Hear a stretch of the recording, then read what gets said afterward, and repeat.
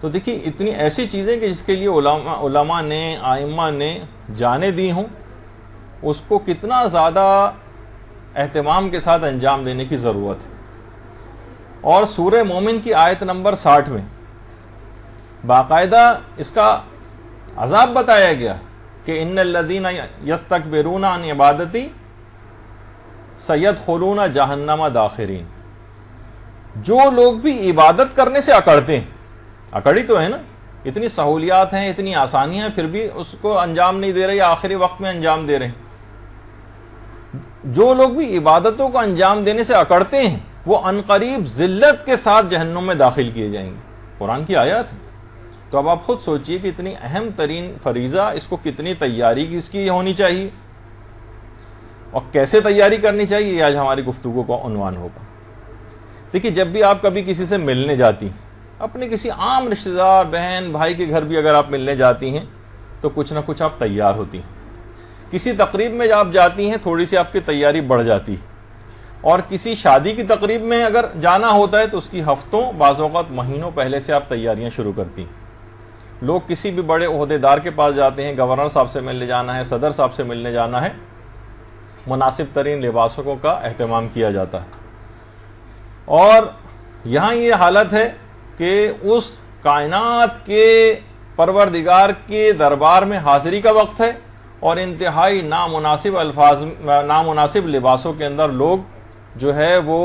حتیٰ کہ بعض اوقات مساجد کے اندر دیکھنے میں آتے ہیں، گندے سندے، بدبو ان کے پاس سے آ رہی ہے، جسم ان کا میلا ہے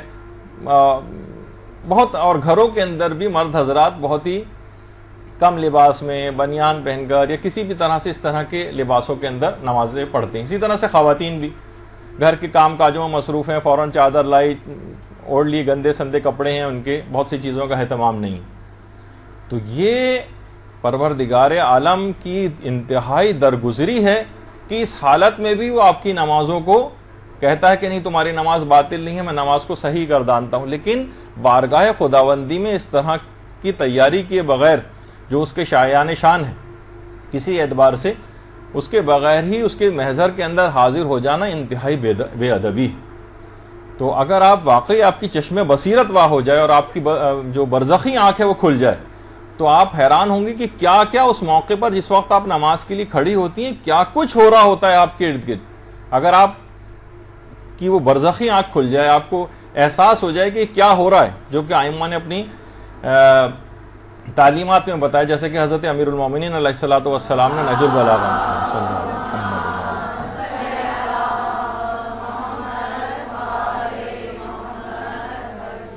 حضرت امیر نہج البلاغہ میں فرماتے ہیں کہ قد حفت بہم الملائکہ، کہ عبادت کا جب کوئی شخص عبادت کر رہا ہوتا ہے تو فرشتے اس کو گھیر لیتے ہیں۔ یعنی آپ کو اندازہ بھی نہیں ہوتا کہ جس وقت آپ خشوع و خضوع سے نماز پڑھ رہی ہیں،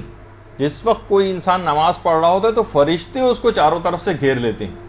اور اس کے اوپر پروردگار عالم ایک سکون کو نازل کرتا ہے۔ ایک سکون، جب بھی آپ کو ویسے بھی اندازہ ہوتا ہوگا کہ نماز پڑھنے سے کتنا سکون حاصل ہوتا ہے، اور ایسے افراد جب بھی انسان نماز کے لیے کھڑا ہوتا ہے تو آسمانوں کے دروازے اس کے لیے کھل جاتے ہیں۔ آسمانوں کے اوپر دروازے ہیں، کچھ حجابات ہیں، وہ حجابات چاک ہوتے جاتے ہیں، چاک ہوتے جاتے ہیں۔ جیسے جیسے ہماری گفتگو آگے جائے گی اس میں آپ دیکھیں گی کہ کتنے بیچ میں حجابات آتے ہیں جن کو آپ کا ایک ایک دفعہ اللہ اکبر کہنا کس طرح سے ان حجابات کو چاک کرتا جاتا ہے۔ آپ کے لیے ایک بہترین جگہ جنت کے اندر تیار اور آراستہ ہونے لگتی ہے، اور اس وقت آپ کے تمام گناہ اگر برزخی آنکھ کھل جائے تو نظر آئے کہ جس طرح سے سوکھے پتوں کو خزاں جو ہے گرا دیا کرتی ہے، اس طرح سے آپ کے گناہ تمام جھڑتے چلے جاتے ہیں۔ اور دیکھیے اتنا اہم معاملہ ہے یہ تیاری کا۔ مثلا اگر کسی کو پرائڈ آف پرفارمنس ملے، ابھی 23 مارچ جو ہے وہ گزری ہے، اور ٹی وی پہ آپ نے دیکھا ہوگا کہ اعلیٰ حکومتی شخصیت نے کس طرح سے لوگوں کو جو ہے وہ اعزازات دی ہیں، کتنا لوگ تیاری سے اس کے اندر جاتے ہیں۔ اور اتنا اہم موقع ہے یہ نماز کا کہ پیغمبر فرماتے ہیں کہ جس وقت نمازی کھڑا ہوتا ہے تو فرشتے پروں سے اس کے اوپر آ کر سایہ کرنے لگتے ہیں، اور جس وقت آپ الحمدللہ رب العالمین کہہ رہی ہوتی ہیں سورہ الحمد میں، تو اس وقت پروردگار عالم آپ کی آواز پر لبیک کہہ رہا ہوتا ہے، لبیک ہے میرے بندے۔ اس وقت آپ کو، لیکن آپ کو آوازیں سب نہیں آ رہی، بندے میں حاضر ہوں۔ اور امیر المومنین کی ایک حدیث کے مطابق جب بھی آپ نماز کے اندر کبھی مشغول ہوتی تو آپ کا جو لباس ہے اور آپ کا جو جسم ہے اور آپ کے اطراف کی تمام چیزیں یہ بھی تسبیح و تحلیل کرنے لگتی ہیں. تسبیح یعنی اگر آپ کی وہ آنکھ اور آپ کے وہ کان کھل جائیں جن سے آپ آوازیں سن سکیں، جو کہ ایک مرحلہ بعد میں سیر و سلوک کے اندر آتا ہے کہ بہت سارے افراد کے اندر یہ ملکہ پیدا ہو جاتا ہے کہ وہ ان آوازوں کو سن سکتے ہیں اور ان چیزوں کو اپنی آنکھوں سے دیکھ سکتے ہیں. تو پھر اندازہ ہو کہ واقعی میری یہ نماز کتنی اہم کہ تسبیح و تحلیل، بدن تسبیح و تحلیل کر رہا ہے، ارد گرد کی دیواریں تسبیح و تحلیل کر رہی ہیں، آس پاس کی تمام چیزیں تسبیح و تحلیل آپ کی آواز کے ساتھ آواز ملا کر رہی ہوتی. اور اسی وقت وہ دشمن خدا شیطان شدت کے ساتھ نالہ و فریاد کرنا شروع کر دیتا ہے، اپنے سر پر خاک ڈالتا ہے اور گڑ گڑاتا ہے کہ یہ آدم کا جو بیٹا ہے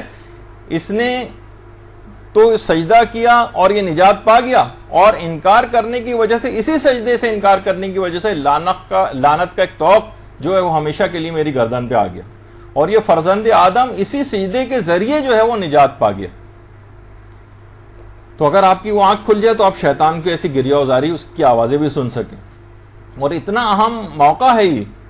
کہ کیا کچھ عالم معنوی میں ہو رہا ہے اور آپ کی روحانیت کیسی اس کے اندر ترقی کر رہی ہوتی ہے اگر واقعی اس کو اس انداز سے نمازوں کو پڑھا جائے کہ جیسے کہ حق ہے پڑھے جانے کا، تو آپ ایک نمایاں تبدیلی اپنے اندر محسوس کریں گے. لیکن اگر آپ نے مناسب تیاری نہیں کی، ایک بوجھ سمجھا اور ایک جس طرح سے ایک بہت زبردستی کر کے نماز پڑھوائی جاتی ہے اس طرح سے نماز پڑھی گئی، تو اتنے اثرات یہ نماز نہیں رکھے گی. یہ آپ کے اپنے کہ آپ اس نماز کو کتنی اہمیت دیتی ہیں اتنا ہی بس یہ نماز آپ کے لیے کارآمد بنے گی. تو دیکھیے آپ آج کل ایک بات اور، اس نماز کی تیاری کا فائدہ کیا ہے؟ فائدہ دیکھیے آج کل تمام شیعوں کو کتنا زیادہ دشمنوں کے خطرات لاحق ہیں، کتنی ایسی شہادتیں بھی حالیہ دنوں میں واقع ہوئی ہیں. استاد شہید سبط جعفر، حالیہ جو واقعہ عباس ٹاؤن کا، روزانہ کچھ مومنین کا شہید ہونا اور علاقوں کے اندر، کہ انسان بعض اوقات اپنے دشمنوں کی کثرت سے گھبرا جاتا ہے. لیکن ہمارے چھٹے امام جعفر صادق علیہ الصلوۃ والسلام فرماتے ہیں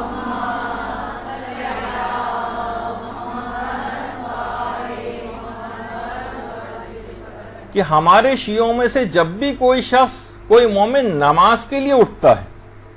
نماز کے لیے، تو اس کے ارد گرد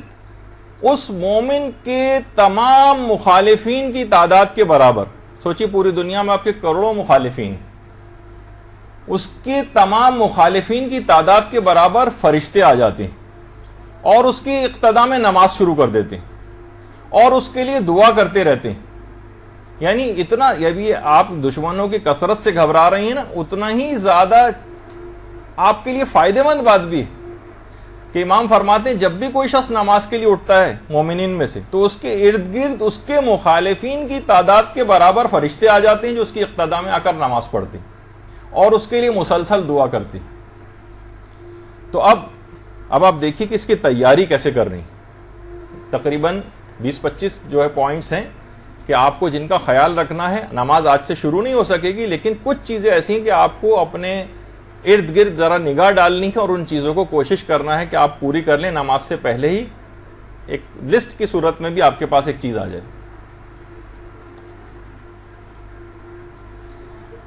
اچھا، اب سب سے پہلے ابتدا ویسے تو ہوتی ہے وضو سے. وضو کی ویسے تمام آداب، تمام شرائط جو وضو کی کلاسز ہو چکی ہیں، آپ میں سے اکثر کی اور کچھ کی ابھی ہو رہی ہیں، اس کے اندر ساری تفصیل وضو کے تمام مستحبات، آداب اور مسائل سب کچھ اس کے اندر آ چکے ہیں، تو لہٰذا میں اس کو دہراؤں گا نہیں. لیکن یہ کہ وضو سے نماز کی ابتدا ہوتی ہے. وضو کو مکمل آداب اور شرائط کے ساتھ بجا لانا چاہیے، تمام مستحبات کے ساتھ. اور جس کے اندر سے ایک ادب یہ ہے کہ نمازوں کے لیے جب بھی آپ تیاری کریں تھوڑے سے کچھ وقت پہلے، نمازوں کا وقت آنے سے پہلے، مثلا اگر 1:45 بجے اگر نماز کا وقت آ رہا ہے تو آپ 10 منٹ پہلے، 15 منٹ پہلے آپ وضو کر کے تیاری شروع کر دیں. یہاں تک کہ ایک روایت بھی ہے پیغمبر اسلام کی کہ جس نے نماز کا وقت آ جانے کے بعد وضو کیا اس نے نماز کی بے احترامی کی. نماز کا وقت آ جانے سے پہلے پہلے آپ وضو کر لیں، وضو کی باقاعدہ تیاری شروع کر دیں. نماز کا وقت ابھی نہیں آیا، ابھی 10-15 منٹ باقی ہیں، پہلے ہی سے آپ کوشش کریں کہ تیاری، تاکہ نماز کا ایک پروٹوکول ہے. وقت اگر داخل ہو گیا پھر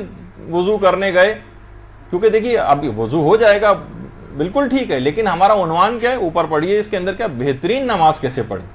تو ہم وہ پوائنٹس بتا رہے ہیں جس سے نماز بہتر سے بہتر ہو. اور یہ بھی روایات کے اندر یہ بھی بات آئی ہے کہ مسواک اگر کر لیا جائے تو 40 ایسی نمازوں سے بہتر ہے کہ جو بغیر مسواک کے پڑھی جائیں. اور مسواک عام طور پر صرف انگلی کو وضو میں دانتوں کے اوپر پھیر لینا،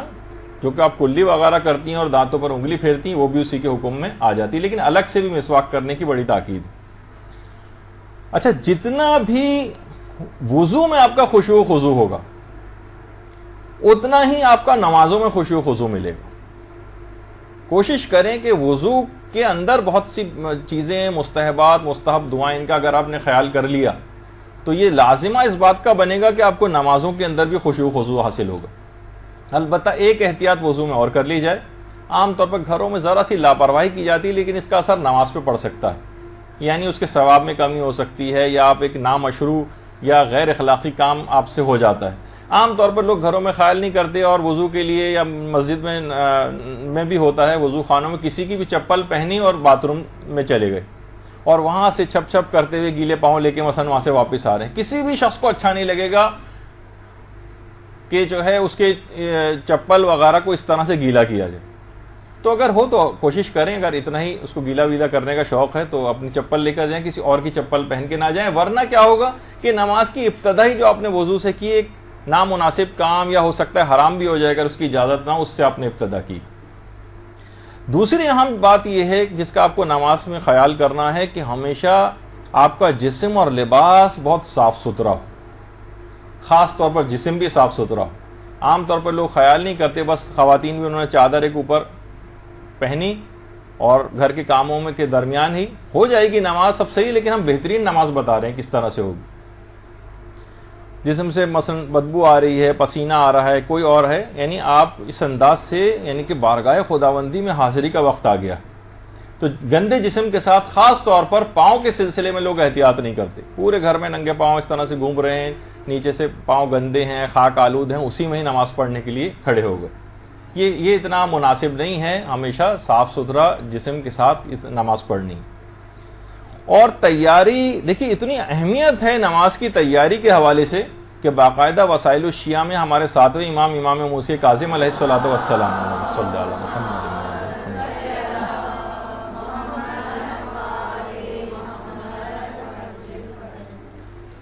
کہ ہمارے ساتویں امام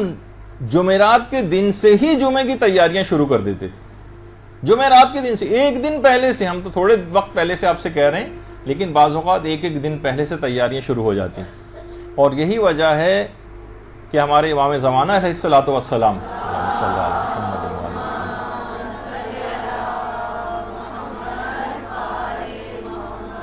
اپنے ظہور کے بعد جب آئیں گے تو کوفہ کو وہ اپنا دارالخلافہ یا کیپٹل بنائیں گے، اور کوفے میں 1000 دروازوں پر مشتمل ایک مسجد کی تعمیر ہوگی. ایک تو یہ تو مسجد کوفہ ہے آپ کے سامنے، کوفے میں ایک مسجد کی تعمیر ہوگی جس کی اتنی بڑی وہ مسجد ہوگی کہ 1000 دروازے اس مسجد کے روایت کے اندر آئیں. اس سے اندازہ ہوتا ہے، کیونکہ ظاہر ہے کہ جب امام زمانہ علیہ السلام آئیں گے تو اکثر جو نماز جماعت ہوں گی اس کی امامت بھی خود کیا کریں گے، اور خاص طور پر نماز جمعہ کی امامت. تو آپ خود سوچئے کہ اتنی اہمیت ہو جائے گی کہ اتنی بڑی مسجد ہونی بھی چاہیے، کیونکہ تمام اکنان و اطراف سے جو ہے لوگ آنا شروع ہوں گے. یہاں تک کہ اتنی تیاری ہوگی امام زمانہ علیہ السلام کی جمعے کی نماز پڑھنے کے سلسلے میں کہ بہت سے افراد تو بدھ سے چلنا شروع ہوں گے کوفے کی طرف یا جمعرات سے، تو پھر کہیں جا کر وہ جمعے کو پا سکیں گے. ظاہر ہے کہ امام زمانہ علیہ السلام جو ہے وہ نماز جمعہ کی امامت فرما رہے ہوں تو ہر مومن کی خواہش ہوگی کہ میں ان کے پیچھے جا کر نماز پڑھوں. تو روایات میں ہے کہ جمعرات یا بہت سے مومنین تو بدھ سے ہی چل پڑیں گے. ایسی تیاری ہونی چاہیے. اچھا جس وقت بھی آپ تیاری کریں تو ذرا جس جگہ بھی آپ نماز پڑھ رہی ہوں تیاری کے اندر یہ چیز بھی شامل ہے، ذرا اطراف کی چیزوں کی طرف ایک نگاہ دوڑا دیں۔ اگر کمرے میں اطراف میں کہیں پر بھی تصویر موجود ہے، خواہ وہ رہبر معظم کی، امام خمینی کی، یا کسی کی اپنی شادی کی کوئی تصویر ہے، اپنے بچوں کی کوئی تصویر لگائی ہوئی ہے، یا اخبارات رکھے ہوئے ہیں اس کے اوپر کوئی تصویر ہے، کوئی میگزین رکھے ہوئے ہیں اس پر کوئی تصویر ہے، جگہ جگہ آج کل پورے دیکھیے مسئلہ کیا ہے کہ قیامت کے دن ایک ایک نیکی کی ضرورت آپ کو پیش آئے گی۔ بعض اوقات ایک ایک نیکی کے اوپر فیصلہ ہو جائے گا کہ آپ کو کدھر جانا ہے، جنت جانا ہے یا جہنم جانا ہے اپنی سزا پانے کے لیے، تو وہاں پر ایک ایک نیکی کی ضرورت ہوگی۔ تو کیوں ہم اپنی نیکی کو مثلا اگر کمرے میں 5 7 10 تصویریں اس طرح سے کبھی اخبار میں، میگزین میں، دیوار پہ بھی لگی ہوئی ہے، ادھر بھی لگی ہوئی ہے، ادھر بھی لگی ہوئی ہے، تو اس سے کیا ہوگا کہ آپ کا ثواب نماز کم ہوتا جا رہا ہے۔ ہو سکتا ہے کہ بالفرض مثال کے طور پر اگر ایک نماز کا ثواب آپ کو 1 لاکھ ملنا ہے تو پتہ چلا وہ گھٹ کے جو 1000 رہ جائے،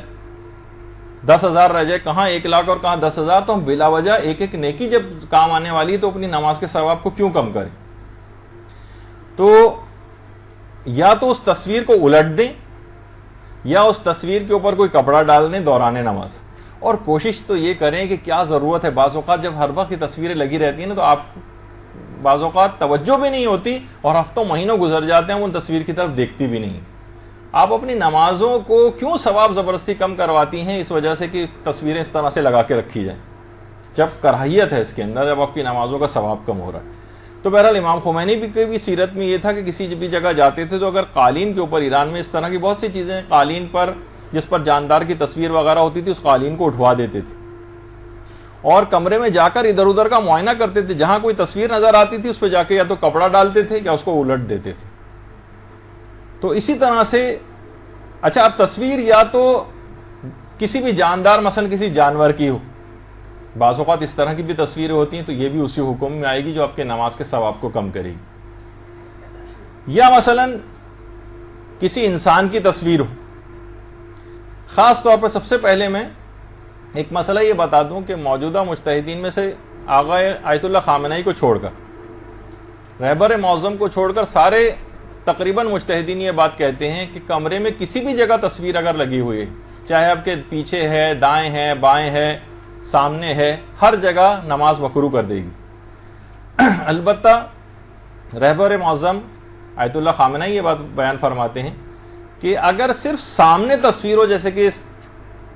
تصویر کے اندر بھی آپ کو نظر آ رہا ہے، سامنے کوئی تصویر ہے نمازی کے سامنے، وہ صرف نماز کو مکروہ کرتی ہے۔ ورنہ اگر نمازی کے پیچھے جو ہے کوئی تصویر لگی ہوئی ہے اور نمازی آگے نماز پڑھ رہا ہے تو ان کے فتوے میں نماز مکروہ نہیں، یا اطراف میں بھی ہے اور سامنے نہیں ہے تب بھی نماز مکروہ نہیں۔ بہت سے لوگ ہو سکتا ہے اعتراض کرتے، کیونکہ انٹرنیٹ وغیرہ پہ یہ تصویریں ہیں تو یہ پتہ چل جائے کہ ان کا فتویٰ اصل میں یہ ہے کہ دائیں بائیں یا پیچھے اگر ہو تو یہ والا مسئلہ نہیں ہے، البتہ سامنے اگر ہو تو صرف مکروہ ہے۔ لیکن جو اور مجتہدین ہیں وہ یہ فرماتے ہیں کہ نہیں، کمرے میں کسی بھی جگہ کوئی تصویر ہے تو نماز کا ثواب کم ہو جائے گا اور مکروہ ہو جائے گا۔ خود امام خمینی کی اپنی سیرت میں بھی یہ بات ملتی ہے، جیسے میں نے پچھلی دفعہ بھی آپ کی خدمت میں ان کا واقعہ پیش کیا تھا کہ جب وہ کویت جلا وطن ہو رہے تھے، عراق کی گورنمنٹ ان کو نکال رہی تھی اور وہ کویت جا رہے تھے، تو رستے میں جب کویت کی سرحد کے قریب پہنچے تھے تو جو امام خمینی کے جو ساتھی تھے وہ تو امیگریشن وغیرہ کے پروسیجرز کے لیے مصروف عمل ہو گئے کاروائی میں۔ امام خمینی نماز کے کمرے کی تلاش میں نکلے کہ میں کس جگہ جا کر نماز پڑھوں۔ ایک کمرے میں گئے، وہاں دیکھا کہ فوراً کمرے سے باہر آ گئے، اس کمرے کے اندر صدام کی تصویر لگی ہوئی تھی۔ تو ایک تو وجہ اور بھی تھی کہ ایسی جگہ پہ جہاں پہ ایک ظالم کی تصویر لگی ہو، لیکن خود تصویر کے حوالے سے بھی وہاں سے فوراً باہر نکل کے آئے اور کہا یہاں تصویر لگی ہوئی ہے، یہاں پہ نماز مکروہ ہے۔ کوئی کسی دوسرے کمرے کی تلاش کی گئی اور پھر وہاں پر جا کر انہوں نے نماز پڑھی۔ اچھا اسی طرح سے اگر اطراف میں آپ دیکھیں کہ مثلا آپ آئینے کے سامنے کھڑے ہو کے نماز پڑھ رہی ہیں جس میں آپ کو اپنا عکس نظر آ رہا ہے، اس صورت میں بھی آپ کی نماز مکروہ ہو جائے گی۔ آپ کو نماز کی تیاریوں میں ذرا اطراف کا جائزہ لینا ہے کہ کوئی ایسی چیزیں تو یہاں پہ نہیں جو میرے ثواب نماز کو کم کرے۔ تو شیشے کے سامنے کھڑے ہو کر نماز پڑھنا، یا بہت سی ڈریسنگ ٹیبلز وغیرہ ہوتی ہیں ان کے سامنے کھڑے ہو کر نماز ہو جائے گی لیکن ثواب نماز کم ہو جائے گا، کیونکہ اس کے اندر آپ کا عکس یا تصویر نظر آ رہی ہے۔ اسی طرح سے ایک چیز کا خیال آپ کو اور رکھنا ہے، وہ ہے کہ اس کمرے میں وہاں ٹی وی بھی نہ چل رہا ہو، کیونکہ اگر ٹی وی تصویر کے حکم میں آ جاتا ہے، اور جس طرح آئینے کے اندر جو تصویر ابھر رہی ہے جب وہ تصویر کے حکم میں آ رہی ہے تو امکان زیادہ اس کا پایا جاتا ہے کہ ٹی وی کے اندر بھی جو تصویریں آ رہی ہیں بھی اسی حکم میں ہوں گی، تو لہٰذا کہ جس کمرے میں ٹی وی چل رہا ہے تو وہاں پر بھی نماز پڑھنا ثواب نماز کو کم کرے گا۔ اسی طرح سے بہت سارے گھروں میں بچے ہوتے ہیں اور ان بچوں کے اپنے کھلونے ہوتے ہیں، یا اس طرح سے جو مجسمہ نما جو کھلونے ہوتے ہیں، وہاں پہ بھی یہی مسئلہ رہے گا اور ثواب نماز آپ کا کم ہو سکتا ہے، تو کیوں اپنے نماز کے ثواب کو کم کیا جائے۔ اور اسی طرح سے بچیوں کی گڑیوں وغیرہ کا بھی مسئلہ ہے، ڈالز۔ تو آپ دیکھیں کہ کتنی ساری یہ سب چیزیں بکھری ہوئی کمرے کے اندر اطراف میں نظر آ رہی ہیں جو آپ کی نماز کے ثواب کو کم سے کم تر کر بناتی چلی جا رہی ہیں، اور ہمیں اپنے نقصان کا ذرا سا کسی کی جیب سے بٹوا نکالتے ہوئے 10 روپے کا نوٹ گر جائے تو ہر آدمی بھاگا ہوا آتا ہے اور کہتے ہیں ارے ارے یہ دیکھیے آپ کے 10 روپے گر گئے نیچے، اور آپ بڑا شکریہ ادا کرتے ہیں کہ بہت شکریہ آپ کا، اور یہاں اتنے بڑے بڑے آپ کے اتنا نقصانات پہ نقصان ہوئے چلے جا رہے ہیں، لیکن کوئی ایک دوسرے کو روکتا ٹوکتا نہیں،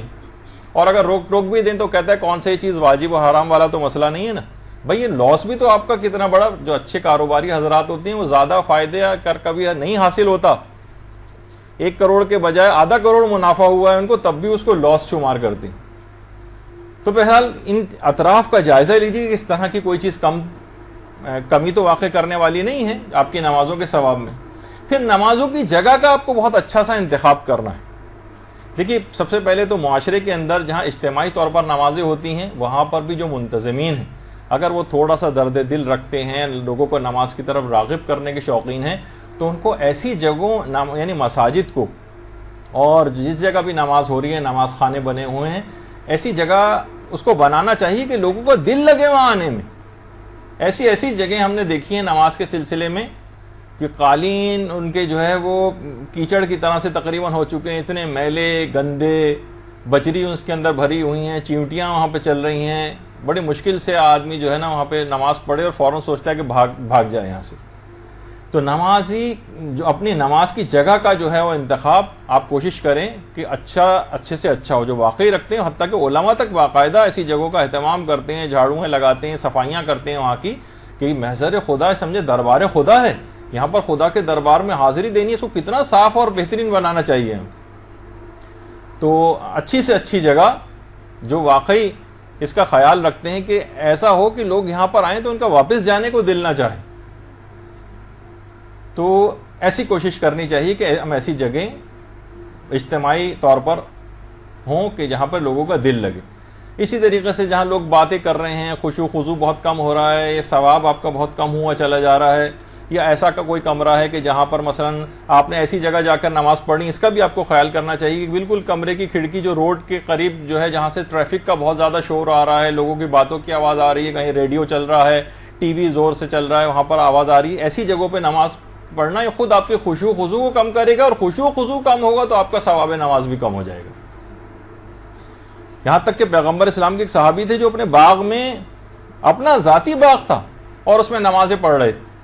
کہ چڑیوں کی چہچہاہٹ کی آواز کان میں آئی، ذرا سا توجہ کم ہو گئی، بعد نماز احساس ہوا کہ میں تو چڑیوں کی چہچہاہٹ کے اندر اس کی وجہ سے میرا خشوع خضوع نماز کا کم ہو گیا، بعد نماز پورا باغ راہ خدا میں صدقہ کر دیا، صرف اس وجہ سے کہ اتنا بڑا میرا نقصان ہونے جا رہا ہے صرف اس باغ کی وجہ سے۔ تو وہ ان کو اس بات کی اہمیت کا احساس تھا، خاص طور پر ایسی جگہ جہاں پر شور شرابہ زیادہ ہو رہا وہاں پر نماز نہیں پڑھنی چاہیے۔ جیسے میں نے پچھلی دفعہ بھی مثال دی تھی، امام خمینی جب ترکی میں تھے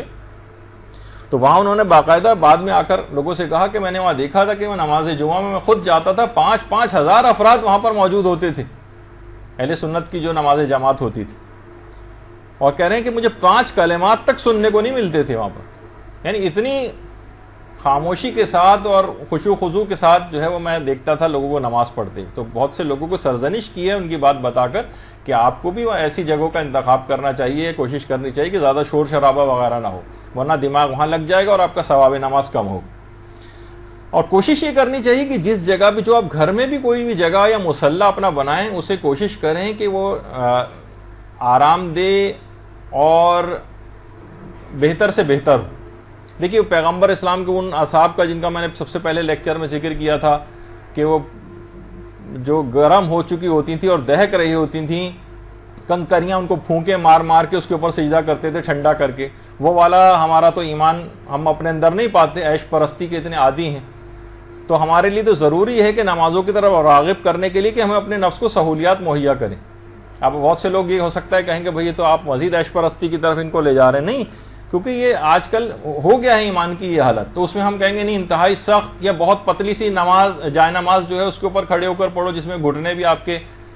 جو ہے وہ سخت زمین کے اوپر جو ہے وہ آپ خود پریشان ہو جائیں گے اور چاہیں گے کہ 4 منٹ کی نماز 2 منٹ میں ختم کر کے میں یہاں سے جاؤں. نہیں، آرام نرم اور ملائم جو ہے وہ آپ کوشش کریں کہ ایسی جا نماز اس کا انتخاب کریں. اور کوشش یہ بھی کریں کہ دبیس سی ذرا جائے نماز ہو، موٹی ہو، خوشنما بھی ہو، موٹی بھی ہو. بہت سے رگس ایسے آتے ہیں، جائے نماز عام طور پر نسبتاً پتلی ہوتی ہیں، لیکن رگ جو ہوتے ہیں جو کارپیٹ والے ہوتے ہیں جائے نماز کی سائز کے بھی ملتے ہیں، وہ آپ نرم ملائم آرام دہ دبیز اس طرح کے لے لیں نماز کے لیے، تاکہ اس پر زیادہ دیر آپ بیٹھ کر ذکر خدا کر سکیں، زیادہ دیر نمازوں کو دے سکیں، کمفرٹیبل ہو. یہی وجہ ہے کہ دیکھیے کیوں روزوں کے اندر اس بات کا اہتمام کیا جاتا ہے کہ وہاں کے کارپیٹس آپ دیکھتی ہیں کتنے نرم ملائم، مزہ آتا ہے.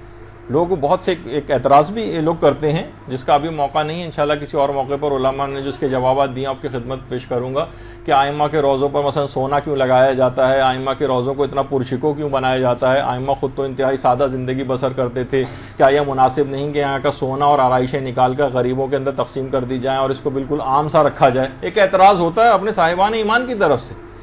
تو بہت سے اس کے جوابات ہیں جس میں ایک اشارہ صرف کرتا ہوا گزر رہا ہوں کہ علماء نے کہا کہ لوگوں کو یہاں پر کمفرٹ مہیا کرنا ہے، لاگے لوگوں کو یہاں پر دل لگے، زائرین کو یہاں پر آرام مہیا کیا جا سکے تاکہ وہ زیادہ سے زیادہ بہتر طریقے سے اپنی عبادت کو انجام دے سکے. ورنہ آپ کو کل کو کہیں گے کہ یہاں سے اے سی بھی سارے اکھاڑ دیے جائیں، جب یہاں پنکھوں کی بھی، جب پنکھوں سے کام چل سکتا ہے، ہو سکتا ہے بہت سے افراد کہیں کہ ائمہ کے زمانے میں کون سے پنکھے ہوتے تو پنکھے بھی نکال دیے جائیں، اور اس زمانے میں تو قبر مبارک کے اوپر ایسی کوئی چھت وغیرہ بھی ابتداً شاید نہیں تھی، تو یہ پورا ہر چیز ہی مسمار کر دی جائے معاذ اللہ، تو یہ تو سلسلہ پھر کہیں پر رکے گا ہی نہیں. تو آپ کو ایسی جگہیں جب خود وہاں کے اپنے روزوں کے اندر اس بات کا اہتمام ہے کہ جب اچھے سے اچھی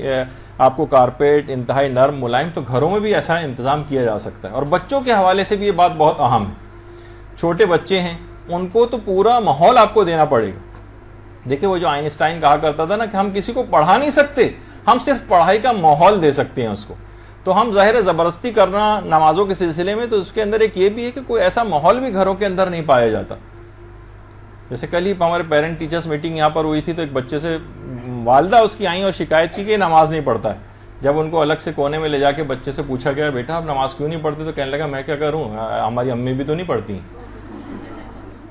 تو مسئلہ اس کے اندر یہی ہوتا ہے کہ خود بچے کو ایسا ماحول بھی مہیا کرنا ہے. تو بچوں کو عبادت کے لحاظ سے بھی ایسا ماحول مہیا کرنا ہے کہ اس کا خود بخود دل لگے، نرم ملائم کارپیٹ کے اوپر آئے، تھوڑی دیر بیٹھے تو اس کو مزہ آئے وہاں پر، اور اس کا دل اس طرف راغب ہو. مثلا تلاوت قرآن کے لیے بھی رغبت رکھے، اور جو ہے کوئی بھی اس کے لیے تھوڑی دیر بیٹھنے میں بھی اس کو مزہ آنا چاہیے وہاں پر. اور بعض اوقات اتنا ہو کہ بعض اوقات آپ وہاں لیٹ کے آرام بھی کر سکیں. مثلا بعض اوقات نماز کے بعد تھکاوٹ ہو رہی ہے تو تعقیبات کے درمیان ہی لیٹے لیٹے آپ تعقیبات پڑھ لیں، لیکن وہ جگہ تو ایسی ہو، لیکن ایک بہت ہی پتلی سی ایک جائے نماز پھٹی پرانی میلی سی، اس کے اوپر کسی کا بھی لیٹنے کو دل نہیں چاہے گا. لیکن اگر کوئی ایسا آپ نے اس نماز کی جگہ کو ایسا بنا رکھا ہو تو پھر واقعی پھر مزہ بھی آئے گا آپ کو وہاں پر لیٹنے میں بھی، آرام کرنے میں بھی. اسی دوران ہی آپ تسبیحات لیٹے لیٹے پڑھ لیں، ضروری نہیں کہ بیٹھ کے ہی پڑھی جائیں.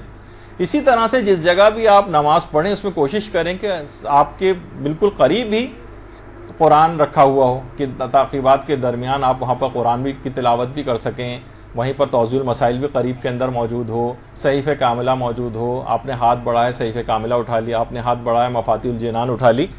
تاکہ وہ ہینڈی یعنی آپ بالکل قریب ہوں، آپ کی ریچ میں ہو. یہ نہ ہو کہ وہ ادھر جانا ہے دوسرے کمرے، وہاں سے شیلف سے نکال کے کون پڑھے تو پھر وہ کبھی موقع آئے گا ہی نہیں. وہیں پر ہی اس بات کا اہتمام ہو نماز کی کیسی جگہ کو ضرور گھروں کے اندر مقرر کرنا چاہیے.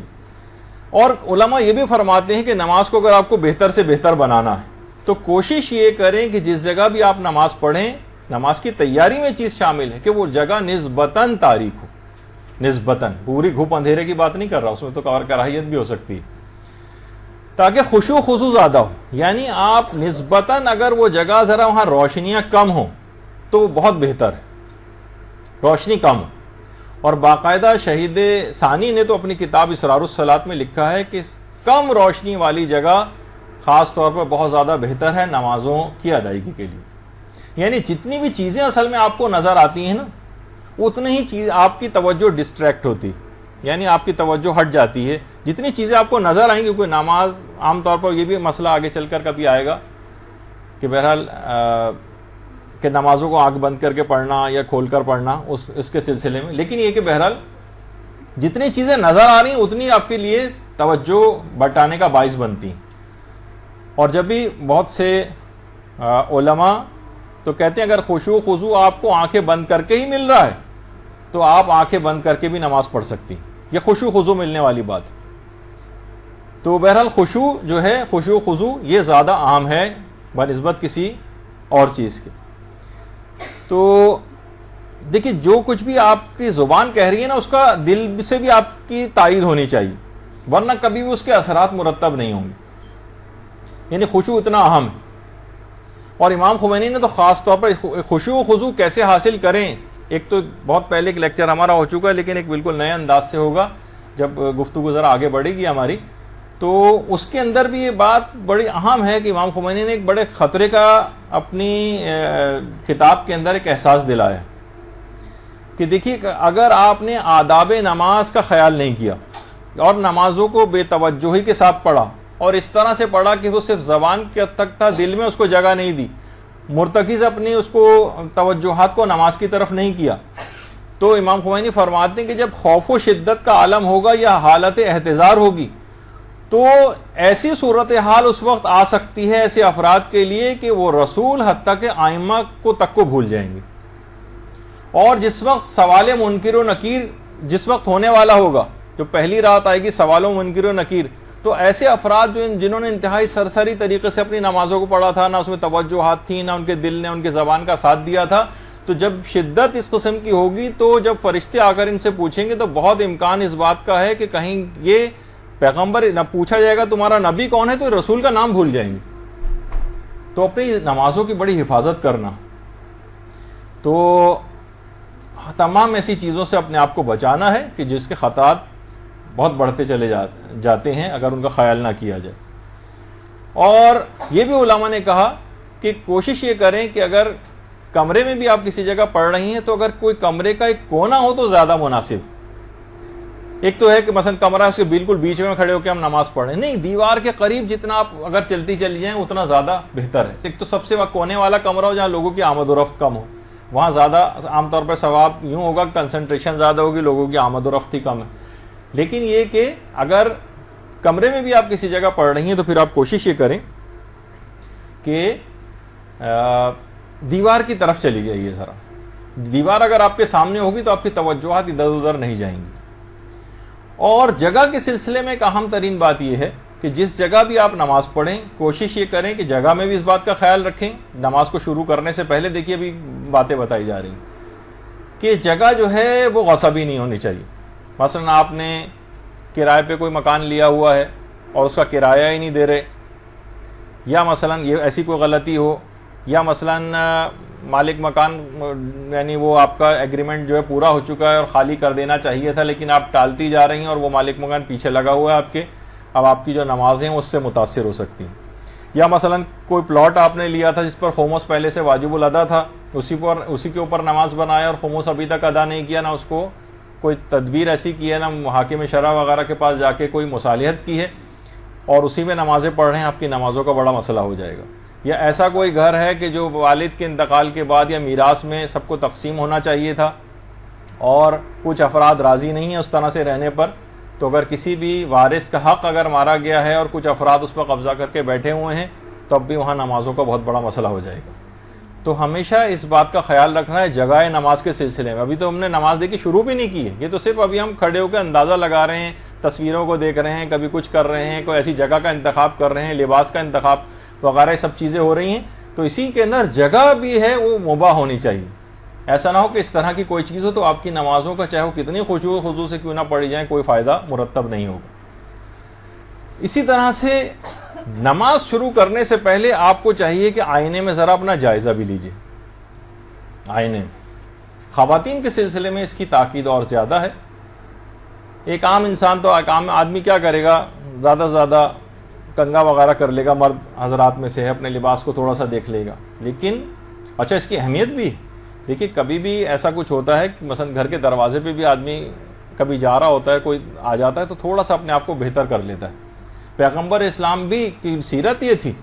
کہ جس وقت دروازے پہ کوئی آتا تھا اور دق الباب ہوتا تو پیغمبر برتن کے پانی میں اپنا عکس دیکھ کر پھر دروازے پر جاتے تھے کھولنے کے, یعنی اپنے آپ کو تھوڑا سا بہتر. تو اب تو خدا کے حضور حاضری کا موقع ہے,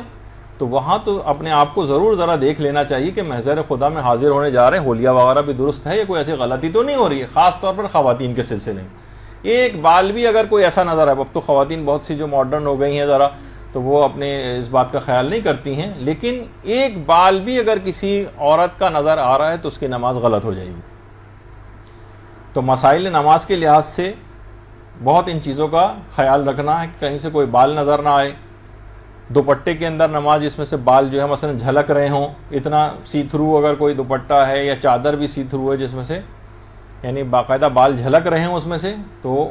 ایسی چیزیں پہننے سے بھی اجتناب کیا جائے. اور اللہ اکبر کہتے وقت بھی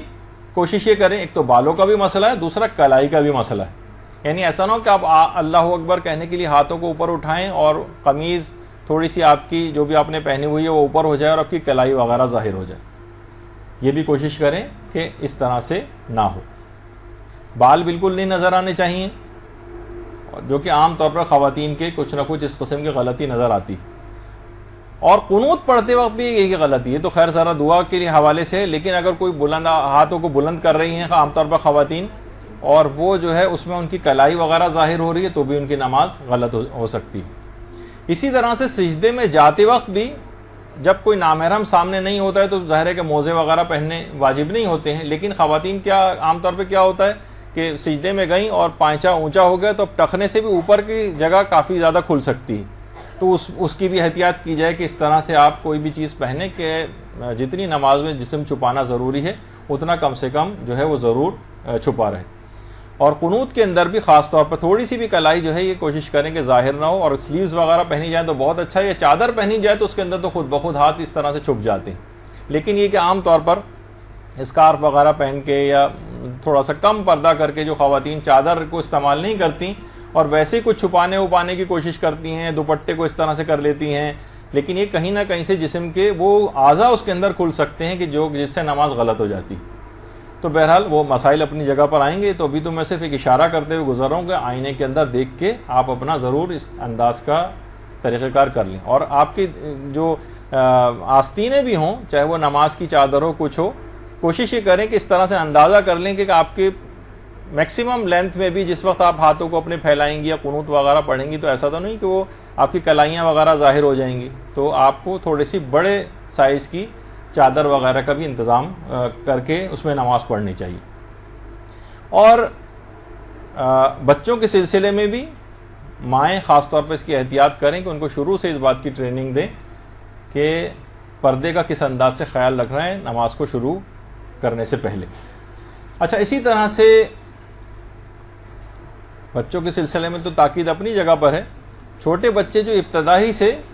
اچھے طریقے سے بالکل نماز کے عادی ہو جاتے ہیں, پھر یہی بچے بڑے ہو کر بعد میں اچھی نماز پڑھ سکتے ہیں, بنسبت یہ کہ بچپن سے ہی ان کی طرف توجہ نہیں دی ہے اور نامناسب لباس پہنا کے ان کو اپنے ساتھ جو ہے وہ مثلا رکھا گیا ہے, تو بعد میں بڑے ہو کر بھی ذرا لاؤبالی سے رہیں گے. چلیں یہ بچی تو پھر بھی بہت چھوٹی ہے, لیکن یہ کہ بہرحال اس کا بھی خیال رکھنا چاہیے کہ اس سے پہلے والی بچی بہت چھوٹی تھی لیکن اس اچھے طریقے سے پہنایا گیا تھا. بچہ تو آپ کے اپنے اختیار میں ہوتا ہے نا, جیسا بھی اس کو چاہیں ڈھالیں. اچھا, اسی طرح سے اس بات کا بھی خیال رہے کہ لوگ جوائنٹ فیملی سسٹم میں رہتے ہیں. نماز کے دوران ویسے تو خواتین کو اپنے پاؤں نہیں چھپانا ہے, اور چہرہ تو چھپانا خیر واجب ہے ہی نہیں. اس تصویر میں ایک الگ بات ہے کہ چہرہ چھپا ہوا ہے, وہ اس سے قطع نظر جو مسئلہ اس میں بتانے کا ہے کہ عام طور پہ جوائنٹ فیملی سسٹم میں مثلا دیور بھی گھر میں گھوم رہے ہیں, کچھ اور نامحرم افراد بھی ساتھ رہتے ہیں, اور کسی جگہ ایسی جگہ پہ نماز پڑھی جا رہی ہے جہاں کوئی نامحرم دیکھ سکتا ہے, تو پھر پاؤں کا چھپانا واجب ہو جاتا ہے. پاؤں کا چھپانا تو عام طور پر یہ بھی نماز کی تیاری کے اندر ہے کہ زیادہ دوران نماز تو کہیں موزے نہیں پہننے کے لیے جائیں گے آپ, تو یہ آپ کو تیاری کے اندر ہی اس بات کا اہتمام کر لینا ہے کہ کوئی ایسی بات نہ ہو جائے کہ کوئی نامحرم مثلا آنے کا امکان ہو تو آپ نے پہلے سے موزے وغیرہ پہنے ہوئے ہیں۔ اچھا، اب اس کے بعد ایک چیز اور آپ کو کوشش کرنی کہ نمازوں کے لیے بہترین لباس کا انتخاب کرنا ہے۔ شادیوں کے لیے آپ لباس کا اہتمام کرتی ہیں، سالگرہ میں جانے کے لیے لباس کا اہتمام کرتی ہیں، نماز کے لیے اچھا لباس کیوں نہیں سلواتی؟ جانے کے بعد فوراً بازاروں کا رخ نہ کیجیے گا، اپنے گھر میں سے کوئی ایسا لباس کوئی بہترین، یا اگر بنوانا بھی پڑ جائے، مجھے پتا ہے کون سا منع کر دوں گا تو آپ نہیں جائیں گی، لیکن بہرحال یہ کہ ایسا لباس ضرور نماز کے لیے کہ بہترین سا ایک لباس ہو، اچھے سے لباس کا اہتمام اس کے اندر کیا جائے، باقاعدہ جس میں آپ کو لگے کہ ہاں آپ نے نماز کو ایک امپورٹنس دی۔ گندا سندا لباس پہننا، موڑا توڑا لباس پہننا، بغیر استری شدہ لباس پہننا، جس طرح سے کوئی مٹکے میں سے نکال کے پہلے جو لوگ پہن لیا کرتے تھے اس طرح کا لباس پہننا، اس طرح کی چیز نہ ہو۔ بچے ہوں ان کے لیے بھی بہت مناسب، اس سے نماز کی عظمت کا احساس پیدا ہوگا۔ اچھے سے اچھا لباس، اچھے سے اچھا لباس نماز کے سلسلے میں، کیونکہ آپ ایسے بارگاہ کے اندر حاضر ہو رہی ہیں کہ جس کے اندر بڑی امپورٹنس ہے ان تمام چیزوں کی، لباس کی اچھے طریقے سے اس کو انجام دینے کے لحاظ سے۔ تو کوئی بھی آپ کوشش کریں کہ نماز کے لیے کوئی ایک لباس خواتین مخصوص کر دیں، ایک لباس یا دو لباس اپنے بہترین سے سلوا کے صرف نماز کے لیے مخصوص، جو صرف نماز کے لیے آپ نکال کر پہنیں اور اس کے بعد ان کو اتار دیں، بہترین لباس۔ اچھا، اسی طرح سے مردوں کے حوالے سے بھی ایک بات کہی جا سکتی ہے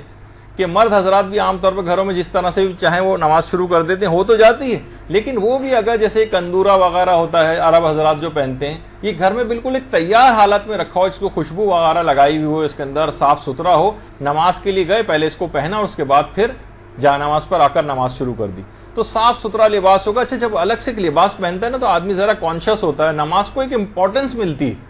یہ تمام چیزیں وہ سب باتیں بتائی جا رہی ہیں نماز کی تیاری میں، جس سے نماز کو ایک امپورٹنس ملے گی۔ اور تو کوشش یہ کریں کہ اچھے سے اچھا اس انداز کا لباس ہو، وہ جیسے کہ ہمارے ابھی آپ نے دیکھا کہ کتنی پردے کی بھی احتیاطیں نماز کے دوران تھیں، یہاں تک کہ مجتہدین سے پوچھا بھی گیا کہ اگر گھر میں کوئی بھی نامحرم موجود نہیں ہے تو ہم صرف خدائی کے بارگاہ میں تو نماز پڑھ رہے ہیں، اور خدا سے زیادہ ہمارا محرم کون ہے؟ تو کیا ہم اس میں پردے کی اگر ذرا خلاف ورزی ہو جائے تو چل جائے گا؟ نہیں چلے گا۔ پروردگار اپنے سامنے آپ کو اسی طرح سے جس طرح معاشرے میں آپ کو پریکٹس کروانا چاہتا ہے نامحرموں کے سامنے۔ ہمارے استاد محترم تو بڑا اچھا ایک جملہ اس سلسلے میں کہتے ہیں کہ اس میں پردے کی جتنی باتیں، اس پردے کے احکام صرف نماز کے پردے کے سلسلے میں احتیاطیں ہیں۔ عورتیں اگر ان کی پابندی کر لیں، اور جو 5 دفعہ دن میں ان کو پریکٹس کروائی جا رہی ہے بار بار پردے کی، تو کہا کہ اگر عورتیں اس کی پابندی کر لیں تو ہمارے مجالس اور دروس کے مضامین آدھے رہ جائیں، ہم دوسری چیزوں کی طرف توجہ دے سکیں۔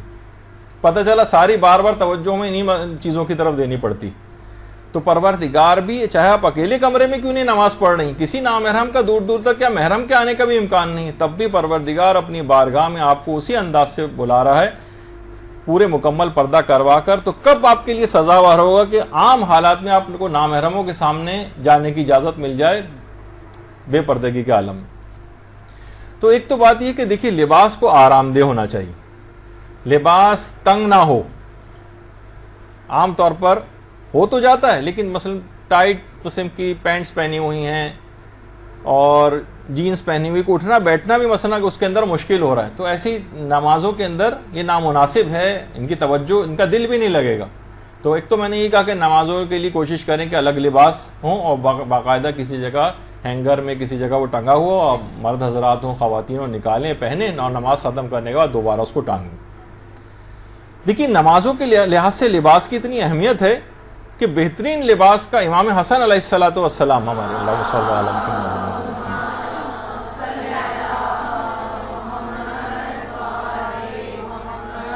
این نمازوں کے وقت اتنا بہترین لباس کا انتخاب کرتے تھے اپنے لیے کہ اکثر لوگ پوچھتے تھے کہ مولا اتنا بہترین لباس پہن کے آپ نماز پڑھ رہے ہیں؟ تو امام فرماتے تھے ان اللہ جمیل و یحب الجمال، خدا خود بھی خوبصورت ہے اور وہ خوبصورتی اور زیبائی کو پسند کرتا ہے۔ اور خود قرآن کے اندر بھی یہ چیز آئی ہے، سورہ اعراف کی جو آیت نمبر 31 ہے کہ یا بنی آدم خذوا زینتکم عند کل مسجد، کہ مسجد جاتے ہوئے یعنی نماز کو پڑھتے ہوئے اپنی زینتوں کو ساتھ لے کر جائیں، یعنی خدا کے حضور ایک تو بہترین نماز اور اپنے بہترین لباس کے ساتھ نماز پڑھیں، اور باقاعدہ خوشبو وغیرہ سے بھی مزین ہو کر آئیں. خذوا زینتکم عند کل مسجد، اس کے اندر خوشبو اور اچھا لباس بھی شامل ہے. اور یہ تو نماز کی تیاری ہوتی تھی. پھر یہی امام جب نماز کے لیے کھڑے ہوتے تھے تو اتنا لرزتے تھے، اتنا گڑ گڑاتے تھے اور ایسا تڑپتے تھے کہ روایت کا جملہ کہ جسے کسی سانپ نے کاٹ لیا. اور اس کے مقابلے میں آپ خود سوچیے کہ کوئی ایسا شخص کہ جو صحیح طرح سے نامناسب لباس کے ساتھ اس کی نمازوں میں کبھی وہ خشوع خضوع آئے گا. اور یہاں تک کہ ائمہ اپنے 20-20 30-30 سال جن لباسوں کے اندر، یعنی لباس سے جب لباس مخصوص ہوگا نماز کے لیے جبھی تو اتنا عرصہ چلے گا، اپنے لباس مخصوص لباسوں کو انعام کے طور پر دیا کرتے تھے. دیبل خزائی کہ جب انہوں نے وہ خاص ایک اشعار کہے تھے تو امام نے ان کو جو ایک تو پیسے بھی انعام میں دیے تھے اور اس کے علاوہ اپنا ایک پیراہن جس میں امام نے کتنے سال تک نمازیں پڑھی تھی وہ انعام میں دیا تھا. اور یہی وجہ ہے. اور پھر اس کے بعد دیبل خزائی جب اتنا بابر کا اصل میں خود اس لباس کے اندر جو نمازوں میں پہنا جاتا ہے اتنی کرامت پیدا ہو جاتی ہے اس لباس کے اندر کہ دیبل جب وہ ایک تو خود خیر امام کا لباس تھا، دیبل کی بیوی نابینا تھی، وہ گھر لے کر گئے اور اس لباس کو اس کی آنکھوں سے لگایا، دیبل کی بیوی کی بینائی اسی وقت بحال ہو گئی.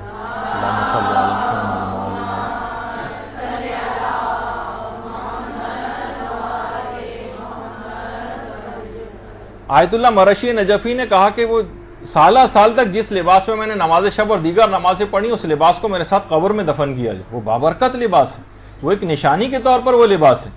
اور اسی طریقے سے جب امام خمینی کے متعلق میں ملتا ہے کہ انتہائی صاف اور بہترین لباس ہمیشہ پہن کر نمازیں پڑھتے تھے، حتیٰ کہ بیماری میں بھی جس وقت آپریشن ہوا تھا اور آپریشن کے بعد ہسپتالوں میں انہوں نے نماز پڑھی اس میں بھی انتہائی صاف اور بہترین لباس کا انتخاب کرتے تھے. آغا معتمدی جو امام خمینی کے قریبی ساتھیوں میں سے تھے وہ یہ فرماتے ہیں کہ بیماری کے بعد آپریشن کے بعد بھی جتنی نمازیں پڑھی انتہائی صاف اور بہترین لباس کا انتخاب کر کے نمازیں پڑھی. اور خود آیت اللہ مرشی نجفی کا یہ جملہ ہے کہ ایک دفعہ ایک شخص امام خمینی کے پاس آیا اور اس نے آ کر امام خمینی سے ان کے نماز کا لباس تحفے میں مانگا. نماز کا لباس تو ایک تو اوپر سے تو ابا وغیرہ ہوتی ہے عالم کی اور امامہ ہوتا ہے، لیکن اندر تو وہی کرتا شلوار ٹائپ کا جو ایک لباس کرتا ہوتا ہے، ایک پاجامہ ہوتا ہے. تو وہ کمرے میں اندر گئے اور اپنے نماز کا وہ لباس لا کر اس شخص کو دیا. یعنی اس نے بھی کہا کہ مجھے آپ کے نماز کا لباس چاہیے. امام خمینی اور ان کے ساتھ ان کے سگے بھائی آیت اللہ پسندیدہ بیٹھے ہوئے ہیں. اچھا اب ایک تو یہ دوسرا ایک چیز کی بات، یعنی نمازوں کے ثواب فائدے یہ بہتر سے بہتر بنانے کے لیے جو نماز کی تیاری اس میں وہ تمام افراد مرد حضرات کا پہلے مسئلہ بتا دوں پھر خواتین کا کہ جس میں انہوں نے کبھی بھی حج یا عمرہ کیا ہے اس کی ایک چادر اگر وہ اپنے اوپر ڈال لیں اوپری لباس پہ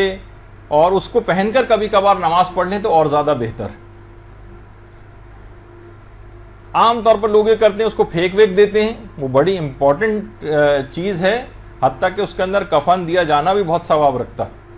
احرام کی اس چادر کو لوگ وہیں پر پھینک کر اکثر تو وہاں پر کوڑے خانوں کے اندر احرام کی چادریں پڑی ہوئی نظر آتی ہیں. تو اس بات کا بہت جو ہے خیال رکھا جائے کہ اگر کبھی ایسا بھی ہو جائے تو ثواب ذرا اور بڑھ جائے گا آپ کا. اور خواتین بھی جس احرام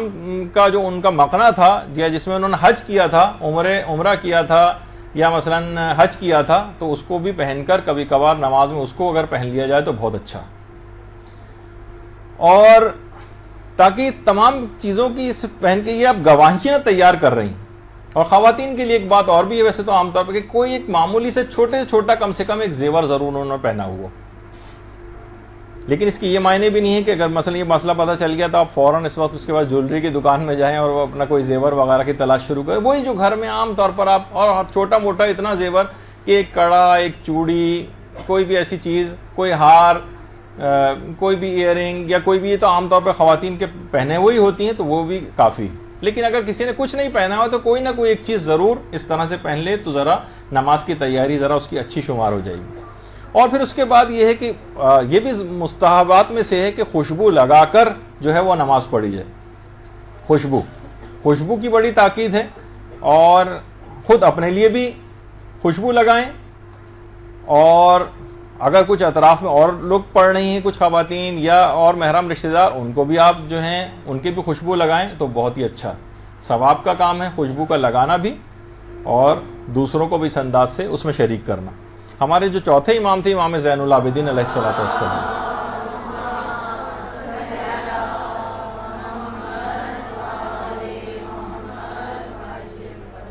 کہ جب بھی امام نماز کا ارادہ کرتے تھے اور مصلی پر آتے تھے، آپ اپنے ساتھ جو مصلی ہوتا اس مصلی کے اندر ہی ایک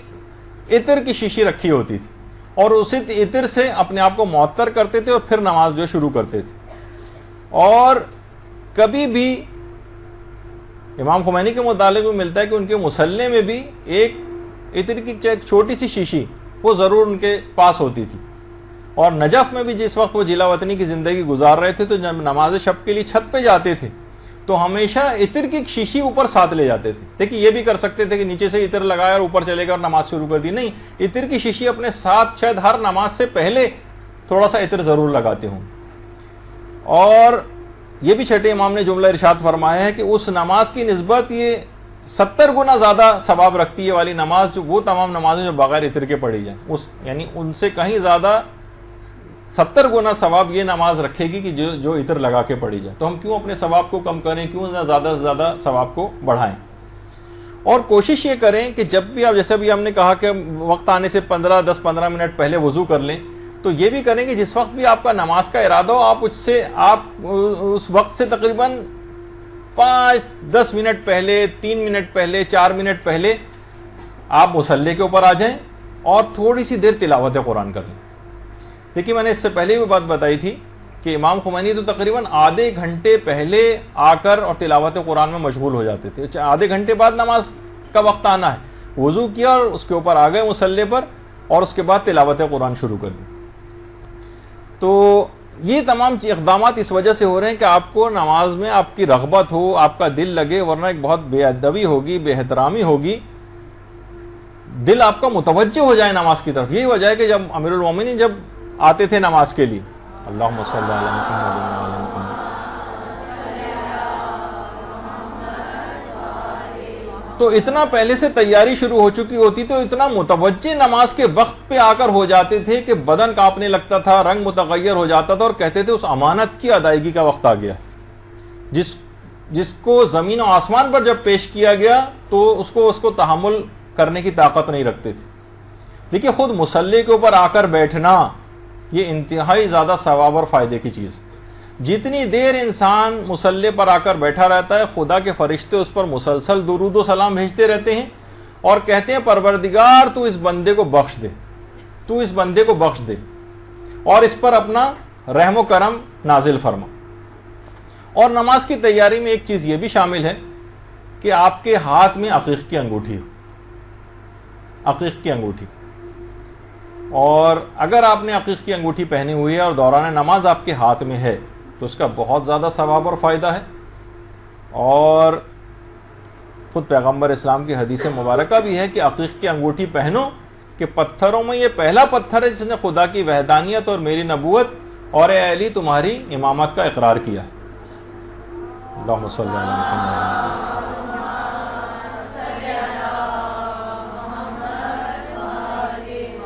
اور جو عقیق پہن کر نماز پڑھی جائے گی وہ 40 ایسی نمازوں سے افضل ہوگی جو بغیر عقیق کے کوئی شخص پڑھتا۔ تو اپنے ثواب میں نماز کو آپ زیادہ سے زیادہ کرتی چلی جائیے، بڑھاتی سے بڑھاتی چلی جائیے۔ بہت زیادہ اس کے ثواب اور فائدے عمومی زندگی کے اندر بھی ہیں کہ آپ کی ساری حاجتیں پوری ہوتی ہیں، خاص طور پہ جب آپ قنوت جب پڑھتی ہیں اور ہاتھ میں عقیق ہوتا ہے تو وہ دعا آپ کی جلدی قبول ہو جاتی ہے۔ اور اتنا وقت نہیں ہمارے پاس، ورنہ اپنے خاص نظر کرم سے پروردگار نے عقیق کا یہ پتھر پیدا کیا تھا، تو اس کے بہت ثواب اور فائدے روایات کے اندر بیان ہوں۔ اور اس کے بعد ایک چیز بڑی اہم ہے، وہ یہ کہ جب بھی آپ کبھی نماز شروع کریں تو ذرا قبلے وغیرہ کا صحیح تعین ہونا چاہیے، قبلہ صحیح پتہ ہونا چاہیے۔ بہت سارے گھروں کے اندر ہم نے بڑی لاپرواہی اس سلسلے میں دیکھی ہے۔ عام طور پر علماء سے مجتہدین سے سوال بھی پوچھا گیا کہ کیا یہ کافی ہے کہ ہم عرفاً جو قبلہ ہو اس کی طرف رخ کر کے نماز پڑھ لیں؟ یعنی لوگ عام طور پر کسی گھر جاتے ہیں بھائی قبلہ کہاں، کہتے ہیں یہ رہا قبلہ، اور آپ دیکھتے ہیں کہ بعض اوقات اگر تو مجتہدین کی طرف سے جواب آیا کہ عرفاً نہیں چلے گا بلکہ دقت نظری سے کام لینا پڑے گا، دقت نظری، یعنی ورنہ آپ دیکھتے ہیں کہ ایک ہی گھر میں ایک صاحب جو ہے کسی طرف رخ کر کے پڑھ رہے ہیں 10-15 ڈگری، دوسرا آدمی دوسری ویریشن کے ساتھ پڑھ رہا ہے، تیسرے آدمی سے کو دیکھ رہے ہیں وہ ذرا تھوڑا سا اور زیادہ ٹیڑھا ہوا ہے، تو ایک ہی گھر کے اندر اتنی زیادہ ویریشن. تو کوشش یہ کرنی چاہیے کہ نماز کو شروع کرنے سے پہلے قبلہ صحیح طور پر، اور عام طور پہ بڑے قبلہ نما جو ہے آرام سے ملتے ہیں، کوئی زیادہ اتنے مہنگے بھی نہیں ہوتے، 100-150-200 روپے کے ملتے ہیں. اور عام طور پہ اب تو جائے نمازوں وغیرہ کے اندر خود قبلہ نما ہے، اور جو آپ کے خود یہ سیل فون ہے اس کے اندر سافٹ ویئر کو ایک ڈاؤن لوڈ کر لیں جو خود ہی جس جگہ بھی ہوں گے وہیں پہ آپ کو قبلہ اسی وقت بتا دے گا. تھوڑی سی کسی بچے کو بھی دے دیں تو وہ سافٹ ویئر کو ڈاؤن لوڈ کر دے گا آپ کے سیل فون میں. تو یہ عام طور پہ ہوتا ہے، ایک دوسرے سے کو بلکہ شیئر بھی کروانا چاہیے کہ بالکل ایگزیکٹلی جو کوشش کریں کہ قبلے کی زیادہ بہتر سے بہتر سمت جو ہے وہ پتہ چلا سکے. تو یہ خود نماز کی اپنی تیاریوں میں یہ چیز شامل ہے. اور امام خمینی تو اتنا زیادہ اس بات کے قائل تھے کہ اپنے تمام امور حتیٰ کہ وضو بھی وہ قبلہ رخ ہو کر کرتے تھے، وضو بھی. اور بعض اوقات کبھی کبھار ایسا ہوتا تھا کہ اگر مثلا قبلے کی طرف پشت ہے، مثلا بیسن یا نل ایسی جگہ پہ لگا ہوا ہے کہ جہاں وضو کرنے کے لیے آپ کو پشت قبلہ ہونا پڑے گا، تو ان کا طریقہ کار تھا کہ چلو میں پانی لیتے تھے اور گھومتے تھے، قبلہ رخ ہوتے تھے اور اس کے بعد وضو کرتے تھے. تو جب اتنا زیادہ آپ نے ویسی باتھ روم کے اندر پانی بہایا ہوا اور کیچڑ کر رکھی ہے، تو اگر قبلہ رخ ہو کے اگر تھوڑا سا پانی نیچے گر جائے گا تو کون سا فرق پڑے گا، اتنا زیادہ ثواب بھی تو ملے گا آپ کو. تو بہرحال تو اور علماء نے ایک چیز بات اور کہی ہے کہ نمازوں کو شروع کرنے سے پہلے کوشش یہ کریں کہ اپنے سب کو معاف کر دیں، جن جن لوگوں نے بھی آپ کا قصور کیا ہے، تاکہ پروردگار بھی آپ کے اوپر رحم کرے، اور جو آپ نے پروردگار کے قصور کی ہیں پروردگار بھی اس کو معاف کرے. تو سب لوگوں سے اپنے دل کے تمام کینے اور حسد کو نکال دیں. جن لوگوں کے لیے الخصوص آپ کے دل میں کینہ محسوس ہوتا ہو، آپ کہیں کہ میں نے اپنے بھی تمام اس کے اوپر حقوق معاف کیے ہیں، اور بعض اوقات اس کے لیے دعا بھی کر دیں جو جس نے آپ کے کبھی حق میں کوتاہی کی ہو. تو آپ خود دیکھیں گے کہ بڑے عجیب و غریب اثرات اس کے ہوں گے. خود آپ کے نمازوں کے اندر بہت زیادہ آپ کو دل لگے گا، اور آپ کی نمازیں حد کمال تک پہنچیں گی. اور ایک بات اور جو علماء نے خاص طور پر نمازوں کو شروع کرنے سے پہلے جس بات کا آپ کو خیال رکھنا کہ دیکھیے جو مستحب نمازیں ہیں ان کو تو آپ کوشش کریں کسی ایک جگہ نہیں بلکہ مختلف جگہوں کے اوپر پڑھیں. کبھی ایک کمرے میں، ایک ہی کمرے میں، کبھی ایک جگہ پر، کبھی دوسری جگہ پر، کبھی تیسری جگہ پر، اس کو فکس نہ کریں. مستحب نمازوں میں متعدد جگہ ہوں، کیونکہ یہ تمام زمین کی جتنی جگہ ہوں گی جہاں آپ نے سجدے کیے ہوں گے یہ آپ کو گواہی کے طور پر قیامت میں کام آئیں گے. لیکن جتنی واجب نمازیں ہیں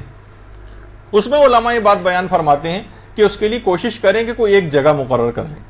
کیونکہ اس کی امپورٹنس اس جگہ کے اندر ایک ایسی برکت ہو جاتی ہے کہ بہت سے مسائل کے اندر کہ جس جگہ وہ شخص نماز پڑھتا تھا حالت احتضار میں، اگر اس جگہ لے جایا جائے تو اس کی جان آسانی سے نکل جائے گی. پھر چاہے حالت احتضار کے بعد تو انتقالی ہو جانا ہے تاکہ اس سختی کو جو ہے وہ موت کی وہ کم کیا جا سکے. اگر گھر کے اندر وہ شخص نماز اور گھر میں انتقال ہو رہا ہے، عام طور پہ تو اب جو صورتحال ہوتی ہے اس میں ہسپتالوں میں انتقال ہوتا ہے، لیکن کوشش یہ کریں کہ اگر گھر میں کسی کا انتقال ہو رہا ہے تو جس جگہ وہ نماز پڑھتا تھا اگر ممکن ہو سکے تو وہاں پر لے جایا جائے، تو بہت آسانی کے ساتھ اس کی جو ہے وہ جان نکل جائے گی.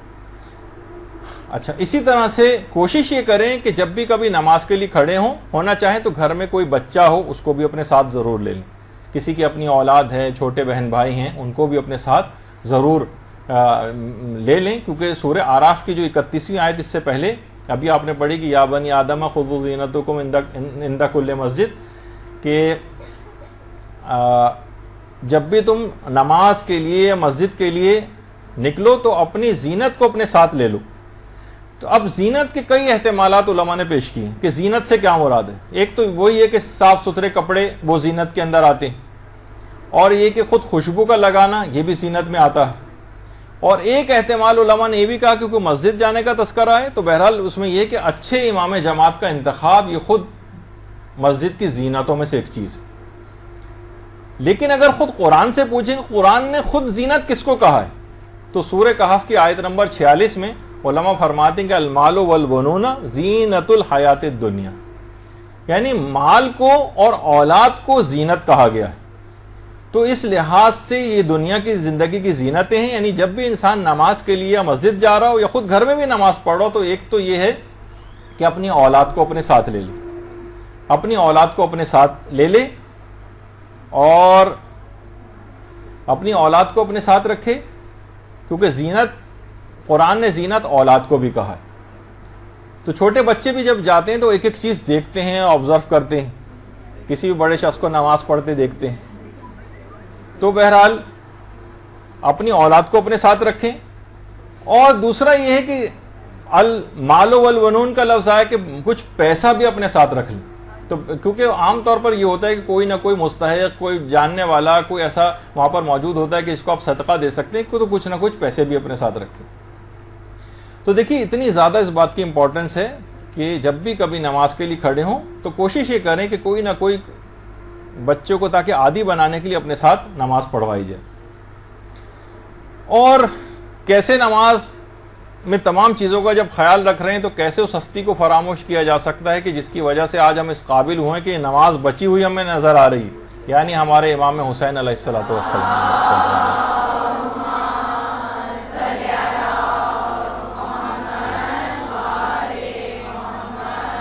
کہ اپنے پورے خانوادے کو اور اپنی آپ کو شہید کروا دیا، قتل ہو گئے اور ان نمازوں کو بچا گئے. کیسے فراموش کیا جا سکتا ہے؟ یہی وجہ ہے کہ آغا احمد بہاؤالدینی وہ فرماتے ہیں کہ امام خمینی حضرت سید الشہداء کے اتنے عاشق تھے کہ ہر نماز سے بھی پہلے اور ہر نماز کے بعد ضرور امام حسین علیہ السلام کو یاد کرتے تھے، اور سلام اور زیارت کے ذریعے امام حسین سے توسل کیا کرتے تھے. باقاعدہ دیکھیے اتنی اہم بات ہے کہ آیت اللہ عبد الحسین تہرانی جو کہ محدث نوری کے استاد تھے، ایک دفعہ وہ کربلا میں درس دے رہے تھے. تو درس دیتے دیتے انہوں نے اپنے طالب علموں کو کہا کہ کل میں نے خواب دیکھا ہے، پتہ نہیں خواب سچ ہے یا نہیں. ایران تھا، کہہ رہے ہیں کہ اس زمانے میں قاجار خاندان کی حکومت تھی ایران پر. کہا کہ میں نے خواب میں دیکھا کہ قاجار شہزادوں میں سے ایک شہزادہ مرزا عبد النبی خان جو تھوڑے دیر عرصے پہلے مر گیا ہے، اسے میں نے خواب میں دیکھا کہ بہت خوش و خرم ہے، جبکہ مجھے اچھی طرح سے پتا ہے کہ کوئی اچھا آدمی نہیں تھا، وہ ایک برا آدمی تھا. میں حیران ہوا کہ اس کو اتنا بلند مقام کیسے حاصل ہو گیا، اتنا خوش و خرم یہ برزخ زندگی میں کیسے. تو میں نے اس سے پوچھا کہ تم تو ایک اچھا آدمی نہیں تھے، پھر تمہیں مقام کیسے ملا؟ تو اس نے کہا کہ ہاں میں یقیناً برا آدمی تھا، لیکن طالقان میں میری کان تھی، وہاں کی جتنے بھی آمدنی ہوتی تھی میں نے وہ امام حسین کی مجالس کے لیے وقف کر رکھی تھی. اچھا اب بس اتنا انہوں نے سنا اور اس کے بعد ان کی آنکھ کھل گئی. تو مجمع میں ان کے شاگردوں میں سے طالقان ہی کے ایک عالم دین موجود تھے جن کا نام تھا ملا نظر علی طالقانی، جو خود طالقان کے تھے. کہا کہ استاد محترم آپ کا خواب بالکل سچ ہے، مرزا عبد النبی خان کی کان وہاں پر ہے، اور ہر سال اس کان کا پیسہ میرے پاس ہی آتا ہے جس سے میں یہاں پر مجالس ازا منعقد کرواتا ہوں مسجد ہندی میں، اور یہ بات بالکل صحیح. تو اس کا مطلب یہ ہوا کہ دیکھیے امام حسین علیہ الصلوۃ والسلام یعنی کوئی شخص بہت برا بھی ہے صرف ان کی مجالس ازا کا اہتمام کرتا ہے، تو عام زندگی میں بھی ان کو مجالس کے ذریعے یاد رکھنا ہے. اور جس وقت نماز کے لیے کھڑے ہوں تو کتنی درسوں میں پہلے بھی آ چکا ہے کہ السلام علیکہ یا ابا عبداللہ الحسین کہیں، اور اس کے بعد پھر جو ہے وہ نماز کو شروع کریں اور ہمارا سلام ہو امام حسین علیہ الصلوۃ والسلام پر.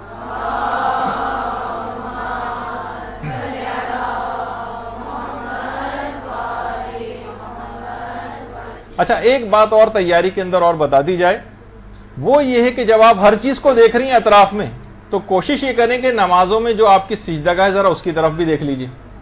اگر گندی سندی کالی اور میلی سجدگاہ ہے تو نماز تو دیکھیے ابھی تھا نا کہ معراج مومن پہ آپ کو لے جاتی ہے، تو رکشے میں بیٹھ کے تو معراج پہ نہیں جا سکتا نا آدمی، تو وہ تو اس کے لیے اچھے کوئی چیز ہونی چاہیے. تو ساری نماز کی سب چیزیں جو ہیں وہ جس پہ سجدہ ہو رہا ہے وہ نہ وہ کالی ہونی چاہیے نہ میلی، بلکہ صاف ستھری پاکیزہ ایسی سجدگاہوں وغیرہ کا انتخاب آپ کریں تو اس پہ خود آپ کو سجدہ کرنے میں مزہ آئے گا اور باقاعدہ آپ کا دل لگے گا. یا تو اس کو صفائی کا انتظام رکھیں، ہر تھوڑے دن بعد جب کچھ اس میں میل وغیرہ آنے لگے یا کالی ہونے لگے تو اس کی صفائی کا احترام، یا پھر دوسری سجدہ کا. اور ایک چیز اور کہ نمازوں کے اختتام پر آپ اپنی نمازوں کا جو ثواب ہے اس کو اپنے زندہ یا مردہ جو مرحومین ہیں ان کو ہدیہ بھی کر سکتی ہیں. بلکہ سید ابن طاؤس نے اپنی جو کتاب ہے جمال العظبو میں، اس میں باقاعدہ دو اماموں سے یہ بات روایت کی ہے کہ اگر کوئی شخص اپنی نمازوں کا ثواب پیغمبر اسلام اور امیر المومنین اور ان کے اوصیاء کی خدمت میں ہدیہ کرے تو خدا اس قدر ثواب اس کو دے گا کہ مرتے دم تک جو سانسیں ہیں اس کا شمار نہیں ہو سکتا، اور اس کے جسم سے روح نکلنے سے پہلے اس کو باقاعدہ بشارت دی جائے گی کہ اے شخص تیرا ہدیہ ہم تک پہنچ چکا ہے اور آج تیری اس نیکی کے اجر و ثواب کو عطا کرنے کا وقت آ گیا ہے. خدا تیری آنکھیں شاد کرے، تیرا دل شاد کرے اور تیری آنکھیں روشن کرے اس چیز سے جو آج خدا نے تجھ کو عطا کر دی ہے، اور اس مبارک مقام کو جو کہ تو نے آج حاصل کر لیا ہے. اچھا، راوی نے جب یہ بات سنی، دو اماموں سے روایت ہے کہ اگر کسی نے بھی اس طرح سے ہدیہ کیا، راوی نے فوراً پوچھ لیا کہ مولا اس نمازوں کو ہم ہدیہ کرنے کا طریقہ کار کیا ہے؟ امام نے کہا بس بیٹھے بیٹھے دل میں یہاں پر قصد کرو کہ میں اس کا ثواب رسول خدا یا ان کے فلاں فلاں اماموں کی خدمت میں ہدیہ کر رہا ہوں.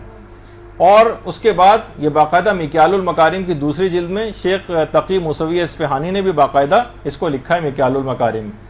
تو اس وقت بھی اب آپ کو یہ بات اب پتہ چل رہی ہے، تو ابھی اسی جگہ پر بیٹھے بیٹھے بھی آپ اپنی تمام پچھلی نمازوں کو پیغمبر اسلام اور تمام ائمہ کو ہدیہ کرنے کی ابھی نیت کر لیں، تو یہی ثواب اور فائدہ آپ پہ مرتب ہو جائے گا انشاءاللہ. درود بھیجیے محمد علیہ.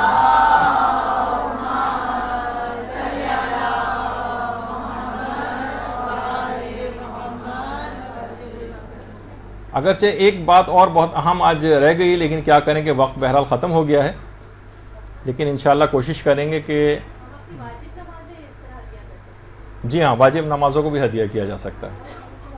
مستحب نمازیں بھی ہدیہ کی جا سکتی ہیں، واجب نمازیں بھی ہدیہ کی جا سکتی ہیں. باقاعدہ اس کا آغاز آیت اللہ سیستانی نے بھی اس سے تھوڑے عرصے پہلے مدرسے نے ایک استفتہ ان سے کیا تھا، تو انہوں نے کہا تھا کہ جی ہاں یہ ایسا کیا جا سکتا ہے.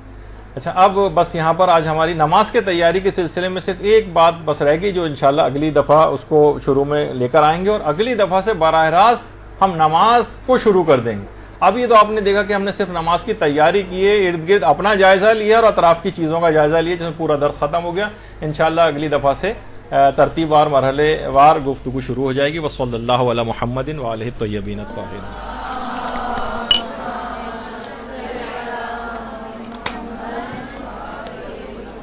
برحمتك يا أرحم الراحمين